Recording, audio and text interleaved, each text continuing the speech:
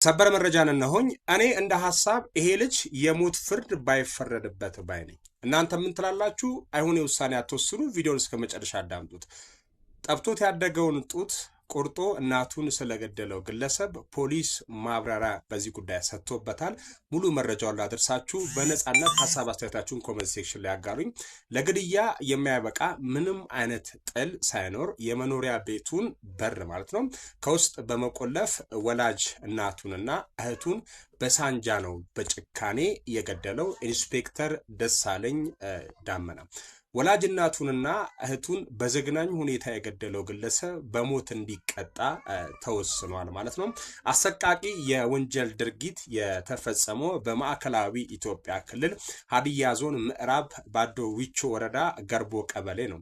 በዚህ ቀበሌ ወላጅ እናቱንና እህቱን በዘግናኝ ሁኔታ በገደለ ግለሰብ ላይ የሞት ፍርድ ውሳኔ መተላለፉን የሀዲያ ዞን ከፍተኛ አቃቢ ሕግና የምዕራብ ባዶ ዋቾ ወረዳ ፖሊስ ለቲክቫ ኢትዮጵያ ይህንን አስታውቋል። የምዕራብ ባዶ ዋቾ ወረዳ ፖሊስ የወንጀልና ታክቲክ ጉዳዮች ምርመራ ዘርፍ አስተባባሪ ኢንስፔክተር ደሳለኝ ዳመና ምን አሉ? ስለዚህ ጉዳይ ተከሳሹ ወጣት ሰንበቶ መንገሻ ሲሆን ጥር 9 ቀን 2018 ዓመተ ምህረት ለግድያ የማያበቃ ምንም አይነት ጥልና አለመግባባት በሌለበት ማለት ነው በር ከውስጥ በመቆለፍ ወላጅ እናቱንና እህቱን በሳንጃ በጭካኔ ገድሏል። ፖሊስ ባደረገው ማጣራት ወንጀል ፈጻሚው ወላጅ እናቱን በሳንጃ አንገታቸውን፣ ሆዳቸውን፣ ጀርባቸውን በመውጋት እንዲሁም ጡታቸውን በመቁረጥ ህይወታቸው እንግዲህ እንዲያልፍ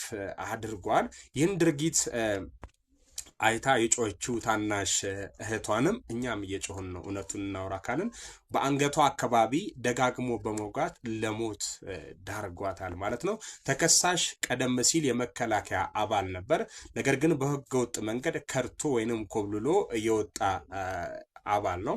የሀዲያ ዞን ሾኔ ምድብ ችሎት ከፍተኛ አቃቢ ህግ አቶ ግዛቸው ታደሰ በበኩላቸው ተከሳሹ ወንጀሉን የፈጸመበትን አኳኋን ከፖሊስ ጋር በመሆን እንግዲህ በመርመር ማጣራታቸውን ይህንን ገልጿል። ለፍርድ ቤቱም የአስክሬን ምርመራ ማስረጃ ተከሳሹ ለወረዳው ፍርድ ቤት የሰጠው የእምነት ክህደት ቃልና የሰው ምስክሮችን በማቅረብ ክስ ተመስርቶበታል። የክስ መዝገቡን የተመለከተው የሀዲያ ዞን ከፍተኛ ፍርድ ቤት የሾኔ ምድብ ችሎት የድርጊቱን አሰቃቂነትና የተከሳሹን የጭካኔ ደረጃ ከግምት ውስጥ በማስገባት ግለሰቡ በሞት እንዲቀጣ በሙሉ ድምፅ ወስኖበታል።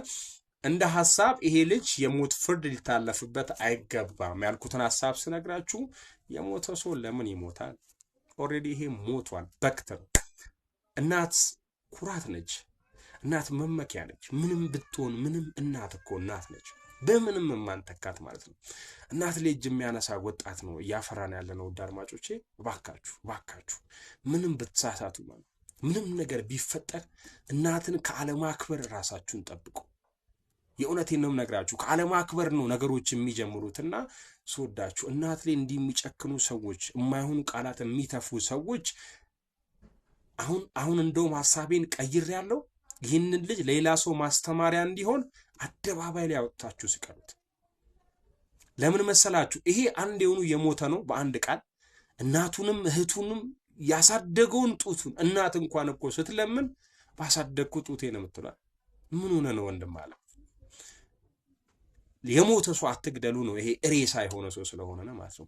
ግን ሌላ ሰው ትምህርት እንዲሆን ደብቃችሁት ሰውራችሁት ሳይሆን አደባባይ ላይ ማለት ነው። የሆነ ሀገር ላይ የሆነ አይነት ኬዝ አለ ምናውቀው አሳዩት፣ ለሁሉም ሰው ማሳያ እንዲሆን።